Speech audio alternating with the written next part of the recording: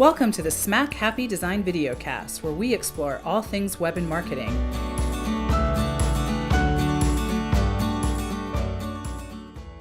With your hosts, Nicole and Danielle. Hi, and welcome to the Smack Happy Videocast. This is episode number 4. And we've got an awesome guest today, Rachel. And so I think we'll start off with some intros. I'll have Danielle go first, and then Rachel, and then I'll say who I am. Okay, hi everybody. I am Danielle. If you haven't listened or watched the last few episodes, I've been working with Smack Happy for about a year. I guess I dabble in a little bit of everything, but the thing I focus on the most is content development and SEO, which are two really cool things. And that's me in a nutshell. And Rachel, would you want to introduce yourself to us? Hi, everybody. My name's Rachel Ploss. I am a marketing consultant. My company is called RP Integrated Marketing. I've worked in marketing my entire career for a lot of large corporations and B2B and B2C, but what I've been enjoying the most is the last few years I've been consulting and mostly support small businesses, and really it's just a variety of needs that they might have, and I've been able to work with Nicole in a number of those projects, and it's been a lot of fun. Yeah, thank you, Rachel. It's been fun working with you too. So I'm Nicole Hanasek. I am the owner of Smack Happy Design, and I have been designing and coding websites for about 20 years. Can't believe it's been that long. And I've had Smack Happy Design for 9 years, and do coding and designing and usability and just managing the team. Just around awesomeness. Some of my teammates like me a lot. So Danielle, what did we talk about last time in our video? Okay, so last time was a really cool topic. Last videocast, and I'm just starting to really remember to call this a videocast and not a podcast. So I'm really proud of myself. I said that first. The last topic that we went over was the harsh reality about running a business. Our special guest was from Run Right Business Consulting in San Francisco. She was quite amazing during this conversation. She had a lot to offer. We kind of talked about the myth about going into business. The first thought to a lot of people think, you're going to make a lot of money, have a lot of free time to do what you want, but that's not the case. So we cover all of the things, well, a lot of the things. There's probably way more we could go into. But we've covered, I guess, managing a team, marketing difficulties, budgets, working in versus on was a really cool thing. But in a nutshell, that's what that was. And it's a really cool little discussion that you should definitely check out if you haven't already. Yeah, that was a good episode. Yes. So today, we've got a very marketing heavy group of people here. So we're going to talk about consistency in marketing and in web design and why that's important. So, ladies, why is that important? Well, I think first of all, you have to have a brand and know what you stand for and know who you're marketing to. If you don't know those things, you're going to have a really hard time doing anything else with marketing. So that's the place that we always have to start aligning to first. And I've worked with clients that get that really well, but most of them are on some sort of journey where they're always still trying to figure that out and tweak it. But they should have a pretty comprehensive understanding of that and be able to talk about themselves and be able to know who they're talking to, and also have a way to represent themselves visually that that replicates all what they stand for. So I'd say that's the first piece, and then the rest can flow from there. Yeah, definitely agree with that. And I think talking about the journey of the different clients, we've had sort of the same sort of experience, I think, and kind of the audience side of it. So a lot of the people that I think we've worked with have had a pretty decent idea of who they were. It's just kind of like, sort of the technique or the way that you encourage them to figure out what they already know, verbalizing it, putting into it an image, the content of it. But going back to the audience part of it, we've recently been really trying to help our clients with the audience side of it. So figuring out who they're talking to and maybe why some of the things on their website don't work, because they, it was just kind of created in an image of like, oh, this is what I think, and this is what I would say or what I would do. So kind of changing that conversation is something that has been interesting to do with some of the clients that we've been working with. And it's really been working great. And it's really cool to see kind of how some of those things come to fruition, because they completely didn't even know, starting out was sort of like just a little worksheet, filling out who they think their customer is, and then, kind of changing it to sending out a questionnaire and getting that feedback directly from their customers. They're like, wow, these are kind of similar, or they're not. So it's been really cool to see how that's unfolded. So definitely branding for sure is a huge part of being consistent, I think. And I think that it kind of all starts from there and sort of trickles down into every single thing you do. It's all got to have a cohesive look, got to have cohesive messaging, and that messaging is kind of based on that target audience, right? Because you want to make sure that you're speaking to the right people and using the words that they use. So when you're working on your website or working on your social media or your newsletter or doing a video like this, throughout all of it, you want that to have a consistent message, right? And I think, sometimes people will come to us or come to you, Rachel, because they don't have that and they need that, right? It's almost like a redesign of what you're putting out there. Yeah, and I wouldn't want them to think we've experienced this, Nicole, if you try and go to your website and try and create that before you've done some pre-work, you're going to have a really hard time.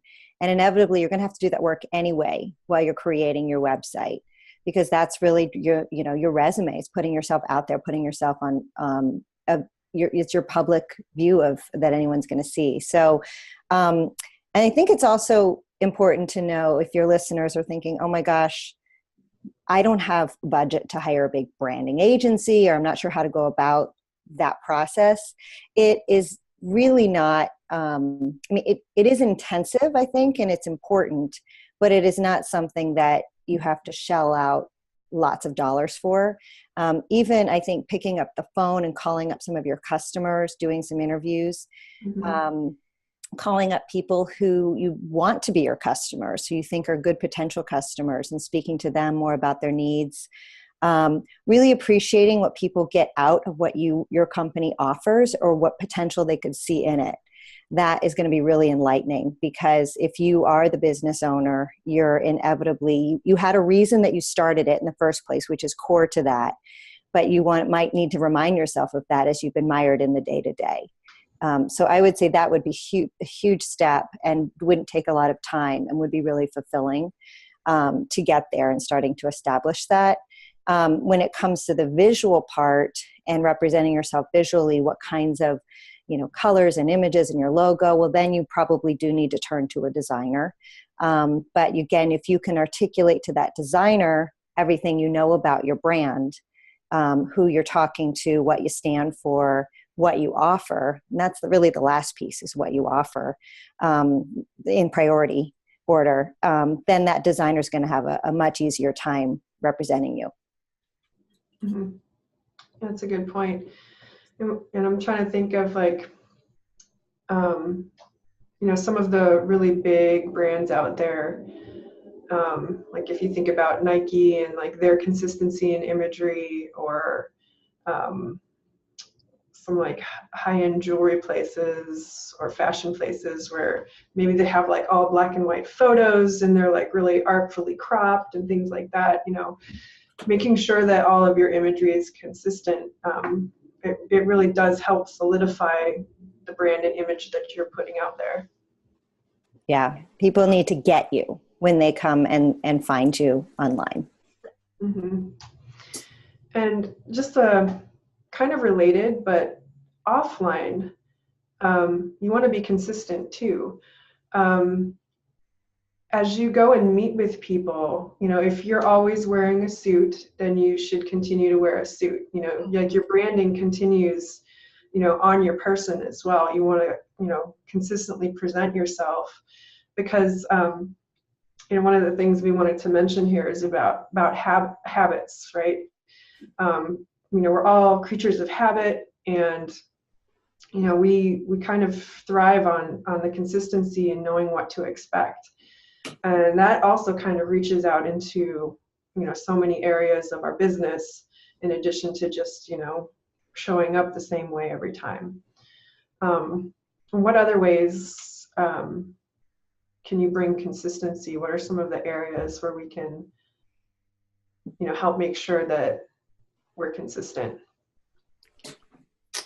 I guess, so one of the things, and there's so many things that we could talk about. I think one of the things that I think of that a lot of clients and just people in general that I've known to use any social media or blog, it's just so overwhelming. The whole process is very overwhelming, especially if you're not a writer or, you're new to social media and you're just not sure how it works. I mean, there's obviously a lot of information out there. It's almost I just said overwhelming, but it's overwhelming to try to figure it out for yourself too. So it's always nice, like you said, Rachel, just call people and start a conversation. And I think helping someone figure out a plan is probably the biggest part of activating anybody's content, or trying to say things on a consistent basis,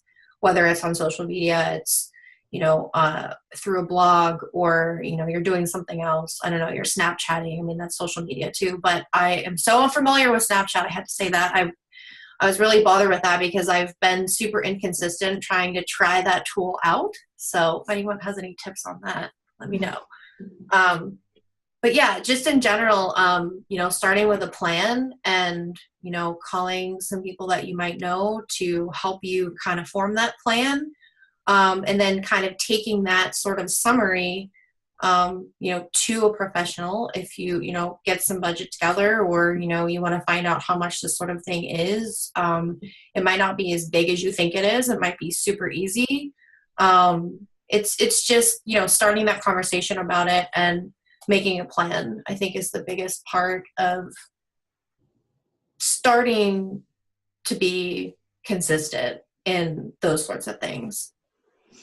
Yeah, I think, like, to take that further. So you mean, for example, it helps you as the marketer or whoever's helping you in marketing, in addition to the people that you're communicating to know how often they might expect to hear from you. Yes. And I think that your readership is going to go up. For example, your open rates on an email, if you're emailing every week on the same day, that's a good practice to put into place, because people are expecting to hear from. They're not sitting there waiting. We're not going to kid ourselves that they're excited and are going to miss your email, but just knowing, oh, yep, here it is. I have a client I'm working with right now who it's a nonprofit, and so every Wednesday they make it a point to communicate something about their mission. Something educational, so a story about somebody who is benefiting from the work that they do. And so that, I think, is important for those to know that that's going to come into their inbox each week, or and it's same title of the email each week, but new content. And I think that's less overwhelming than if we were to bundle that up and once a month or once a quarter put all of that into one giant newsletter. Again, we all have short attention spans. So once a week, you get that. But on the other hand, from our perspective, as we're having a gazillion things going on, it's helpful to just know every Wednesday we're going to make sure we have that content ready and send that out. So it keeps us better about it too. And same thing with, social media, kind of committing ourselves to certain, number of posts and frequency. It's important to keep that heartbeat going in social media. I tell my clients who get really overwhelmed about social media and, they don't have the resources to be dedicating to, having ingenious content, day in, day out, multiple times a day, to be trolling and responding. I'm like, just keep the heartbeat going, just commit to yourself that once a week, twice a week, you're going to say something. And then once, actually had somebody came up with a great idea, said, because I feel the content exists within my clients. I can't really be doing that for them as well as they can do it for themselves. So we dangled out, he's done this before, he's dangled out a reward and said, okay, team of small business people, you're 5 people, all of you are going to be posting on social media for the next 3 months. And then we're going to see whoever gets the most likes on their posts in the next 3 months gets an iPad. Oh, that's clever. Yeah. And then what happens is that all those people who are like, I don't do social media, I don't know what to say, they're suddenly motivated. And it does become part of their habits to get out there and do it regularly. So again, consistency on 2 sides, one being so that your team has some rigor and comfort and habits, so that you don't just let yourself go silent, but also on the end of your listeners who's hopefully seeing you out there, that they're, again, just thinking about you on a regular basis. They know that something's coming, that you're talking, that you're out there and you're available. Mm-hmm. Yeah. I like the way you put it, that it's like a heartbeat, or that you're like establishing a rhythm. And, they say it only takes 21 days to create a habit. So, if you can try to get it set, like put it on your calendar, like same time every week to get something going, then maybe you can, start to make it a habit, and it'll start to come naturally. I think once you get past sort of like, and this is for me in anything, once I sort of get past the intimidation factor of it, you kind of almost like tell yourself like, oh, I can't do this. This is just too much. This is overwhelming. But something that I like to do is I like to make myself uncomfortable. I like to put myself in situations where I probably wouldn't naturally want to do these things. So it's like, just kind of doing the make yourself do it sort of thing. And then it sort of becomes, a second nature sort of deal. So while you're, establishing your cadence and posting or whatever, you start to get more comfortable with it. And then I feel like then your creative juices start going and you're like, wow, I could probably do this. I could probably say this. And it just kind of, maybe it doesn't happen like that for some people. Maybe that it's just like really not their thing and they don't want to have anything to do with it, which is fine. That's why we're here. But,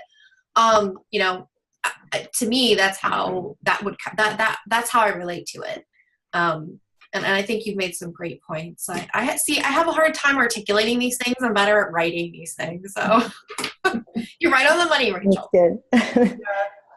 On that note, though, about like being afraid to start doing it, the best way to get over that fear is, like you said, to just do it or just try it.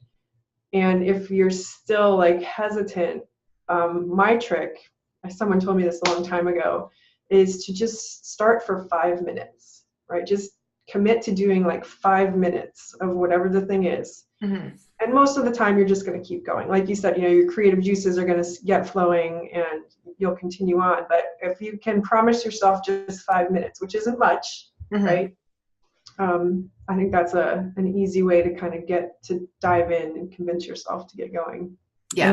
Rewards really do go a long way. I know, like for me personally, I'll, kind of in my mind be like, all right, if I accomplish all of this by Friday, then, I can take a little bit of time to myself on Friday afternoon or something like that. So I think if we dangle something out there for ourselves, or our employees, if you're leading a business, then that goes a long way to motivating people.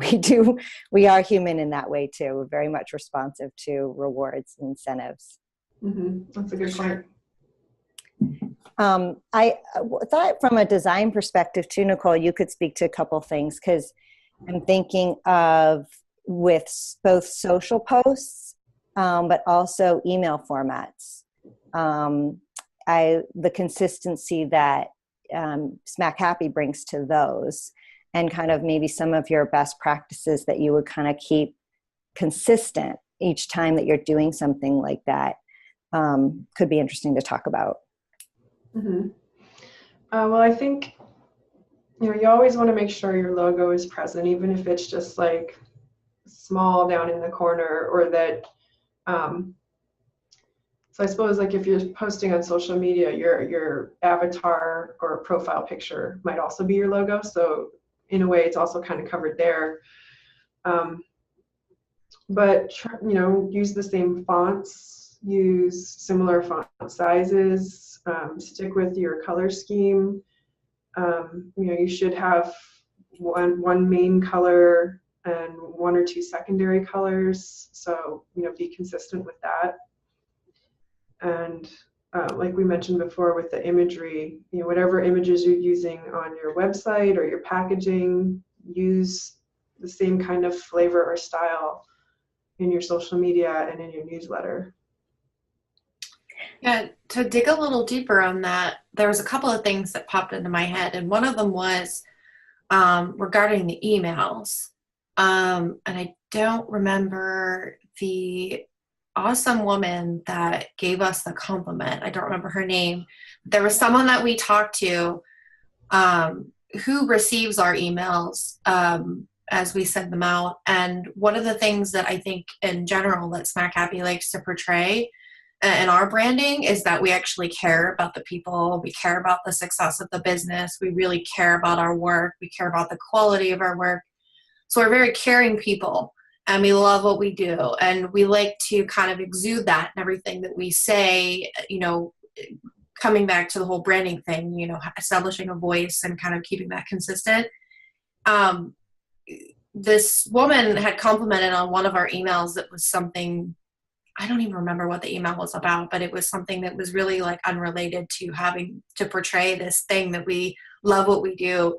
But she was like, the whole reason that I wanted to contact you and the whole reason that I felt like I needed to reach out to you was because, I could tell that through your emails, you always are saying the same thing. You really care about what you're saying. You're really funny. You do these things that, kind of make me think a little bit after I'm done reading the email. So that's the sort of thing that I thought about too, like when it comes to email or anything, just kind of keeping your same voice and, kind of keeping it probably all the way back to the whole point of, why did you start this business in the first place?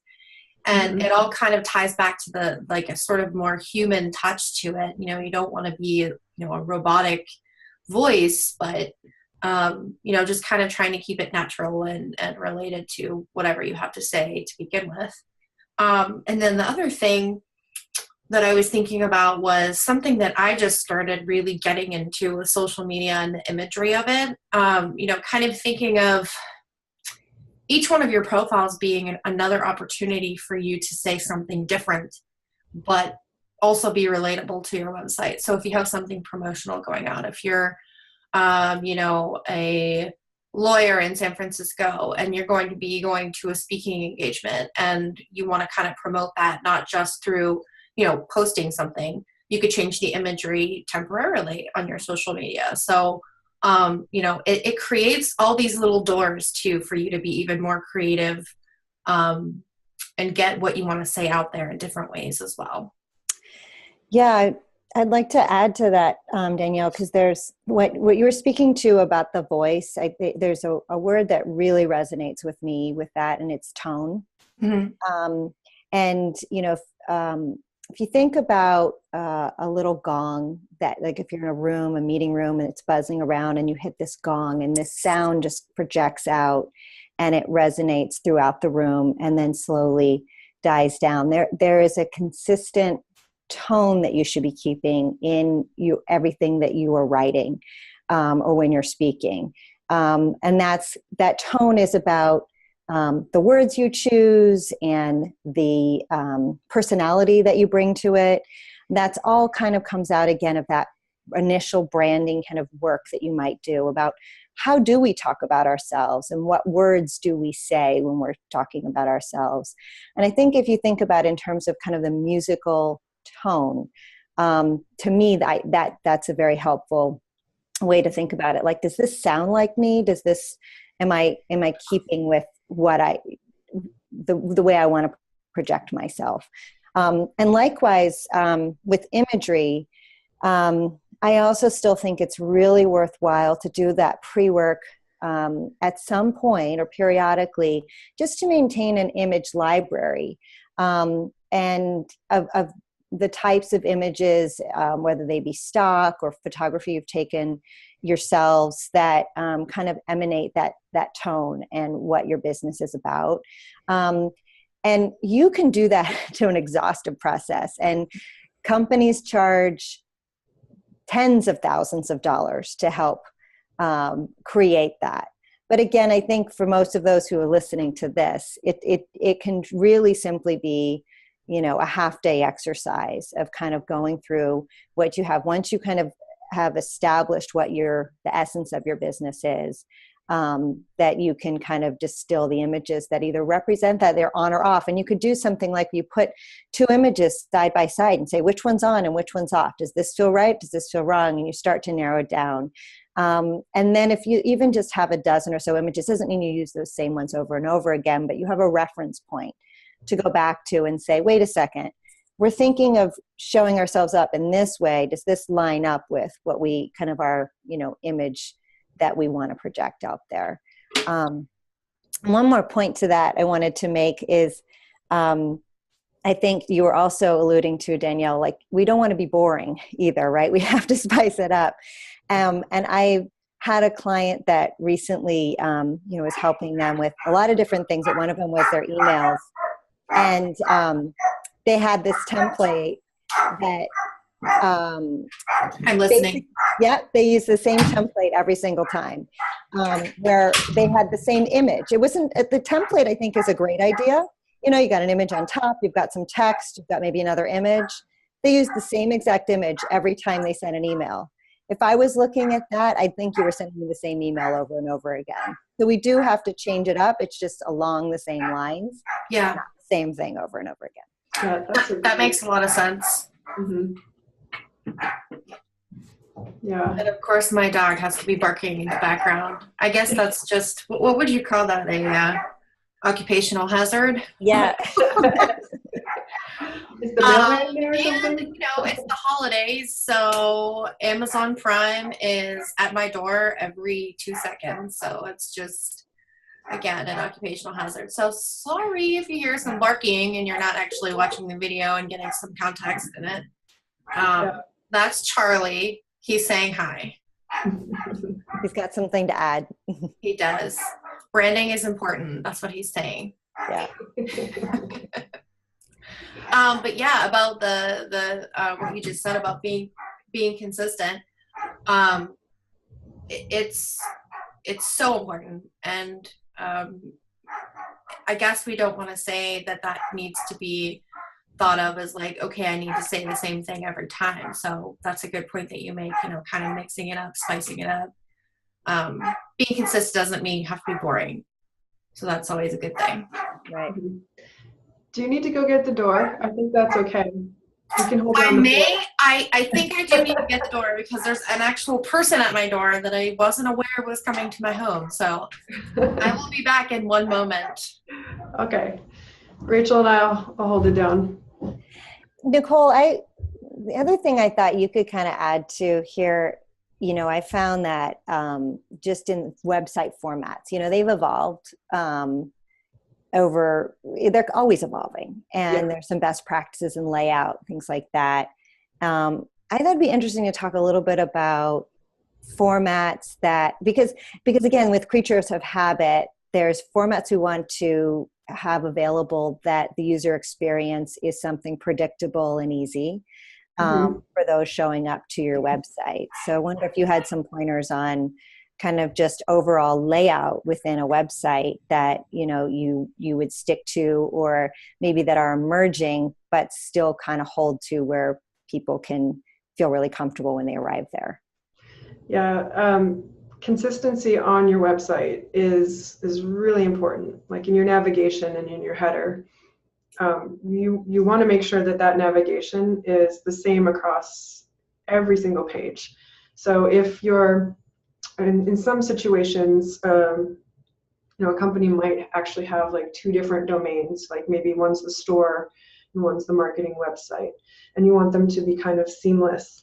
In those situations, especially, you want your navigation to have, be in the same spot, to have all of the same words across the board. Because if a person is exploring your website and they're trying to keep track of where they are and where they've been, they need that as it's kind of like your compass that leads you through the experience on the website.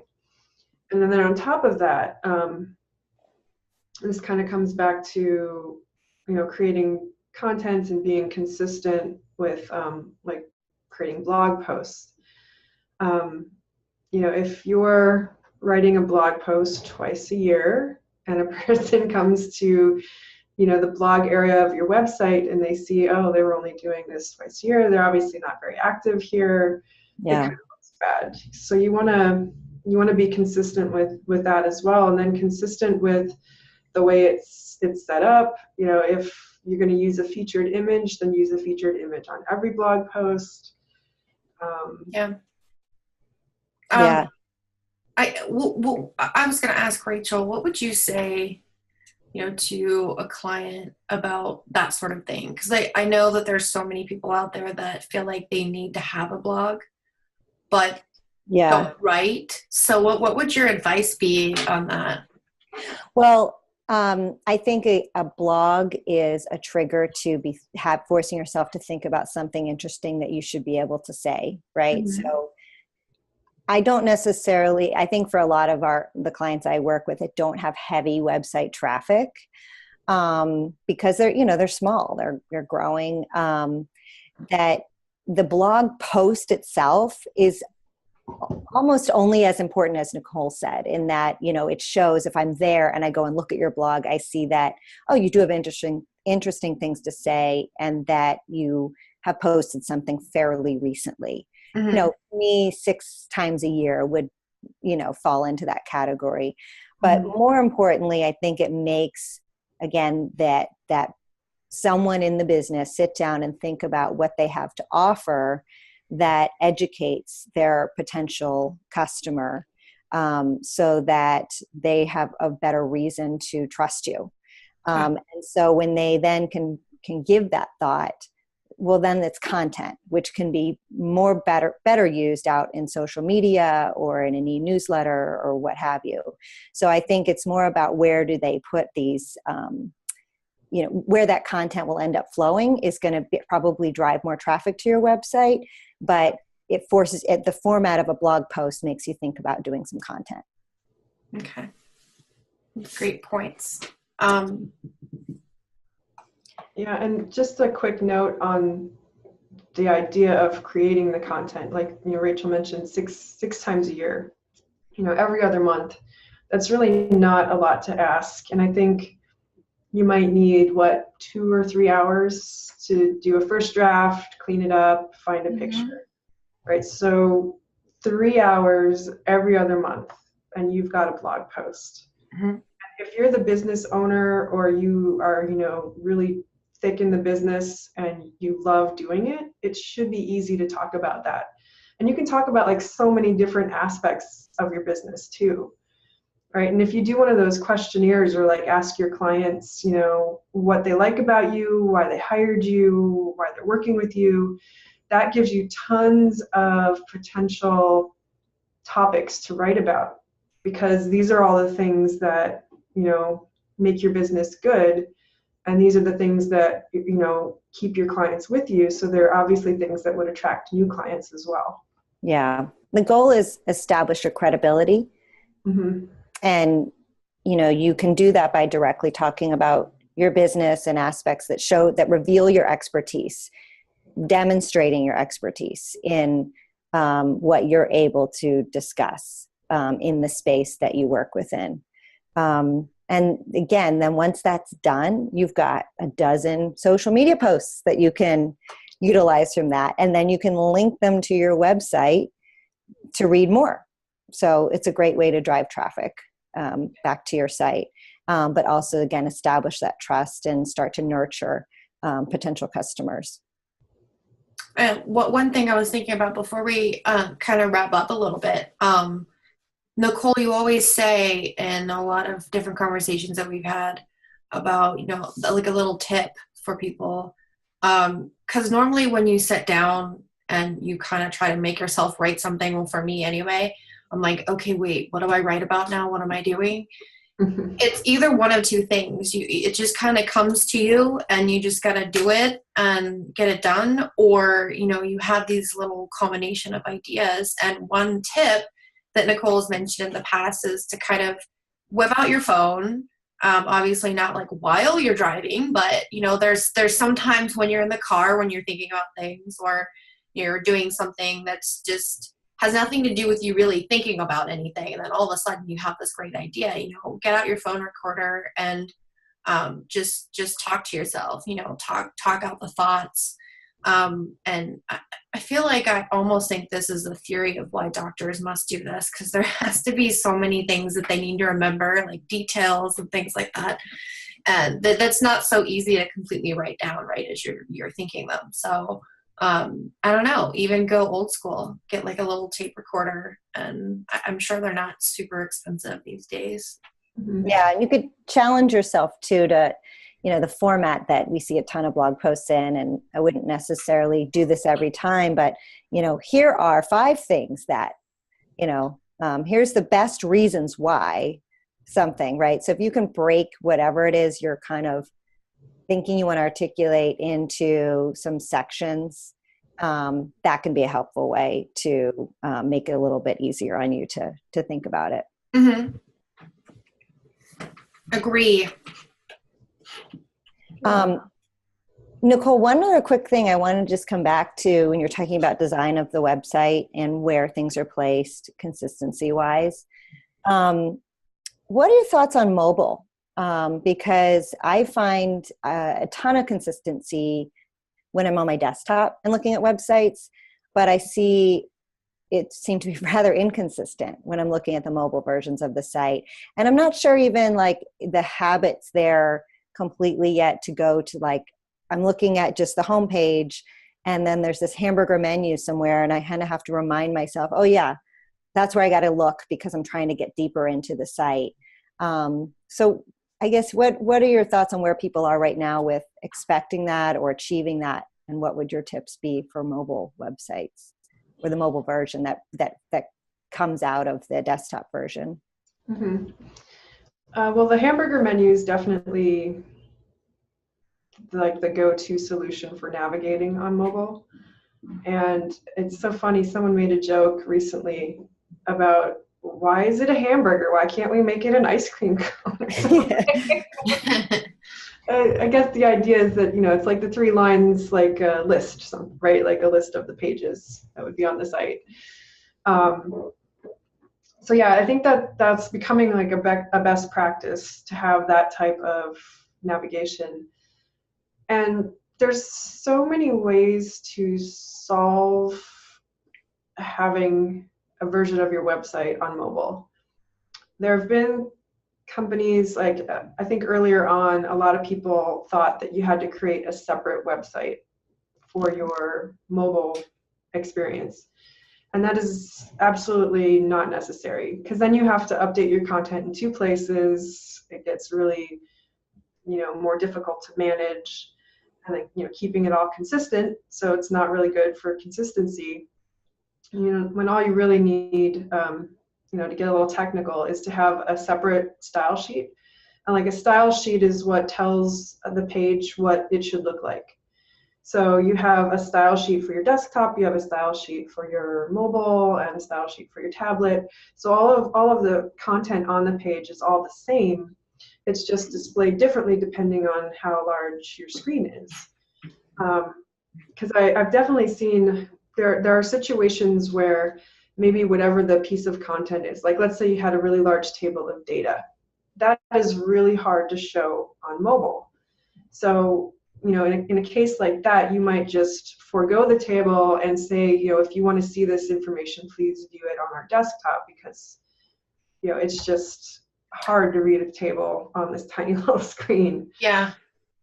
I've seen people use the download too. Would you say to use, if it's sort of like a really technical data sheet and they don't want to forego that, would you say to use like a PDF or something, and then you can download it, zoom it in, share it to wherever you need to share it to kind of get that information. I think you can print from your phone. I mean, you can always print it out, that kind of thing. Mm-hmm. Yeah. Does that kind of cover what you're asking, Rachel? Well, I wonder, do you think that people are doing a good job of that, having a consistent web form? Our website's consistent on mobile, and I would think the answer to that is no. Yeah, not yet. And therefore, it's a little, we all make do, because we're all still using our phones a lot to look at websites, but we muddle through a little bit more for sure on mobile than we have to. So I think what you're saying, Nicole, is important, that certainly content-wise, it should be set up in a way that it is really just a replication of what is on your, you're putting it in one place, and then it updates, it produces it for mobile in the same way it would on your desktop. Mm-hmm. And then I think the hamburger menu is an important one too, to know that whatever format you're coming up with, that's kind of what you want to ensure is kind of part of that. And I guess the last thing I've been thinking about and working with you is we're pretty much always going with like a scrolling version of the website, of the homepage now, and putting, again, if you can distill those important messages about your business and those images that really speak to it, and those appear on your homepage, then that's critical, because it's where people are landing on desktop. But then on mobile, if they never leave that homepage, which is, I guess, more likely on mobile than on desktop, then they can scroll and get your main ideas right there. So I think another part about design and consistency would be to, get those messages and those images right, and communicate it in that kind of scrolling format onto your homepage. Mm-hmm. That's a great point. So did either of you have anything else to add before we wrap up? No, I thought maybe I'd come up with like a fun little quote towards the end, but I think if we look through this, when we're done, we could probably create about 30 different social media posts with some really cool quotes. So if someone's looking for an idea, that's what I'll end with. If someone's looking for an idea, you could always look through this podcast, Videocast, or any of those sort of things, and take little ideas from there. And I mean, sharing and other people's things is always great too, because then you form relationships, and that's really the basis of everything, is starting a conversation. So yeah, I was going to say something similar there. I think, well, two quick things. One is, again, if you're daunted by creating that content, Nicole or Danielle, you're more of a writer, you're saying, and I'm more of a speaker. So I feel like if you're more comfortable with this format, it's a great way to get your content down, recording a conversation, and then going back into that and turning that into something you might post. Mm-hmm. But again, I'm open to conversations as well. If any of the listeners just kind of want to get a general kind of assessment of what your marketing needs might be, that's kind of what I do, is get in there and see how you can utilize resources you already have, and what else I could bring to the table, or other experts I could tap into. So feel free to give me a shout and email me at rachel@rpintegrated.com, and would love to have a conversation with you. Yeah, we'll include Rachel's contact info in the show notes as well. So you can download that at smackhappy.com/videocast and look for the episode number 4. Mm-hmm. So thank you, Rachel, for joining us. Yeah, it's great talking to you both. Yeah, and I think next time we'll be talking about either social media or photography. So I haven't nailed that down yet, but it should be one of those two topics. And thank you for joining Smack Happy Videocast, where we explore all things web and marketing. Until next time, everybody. Thanks. Bye. Bye.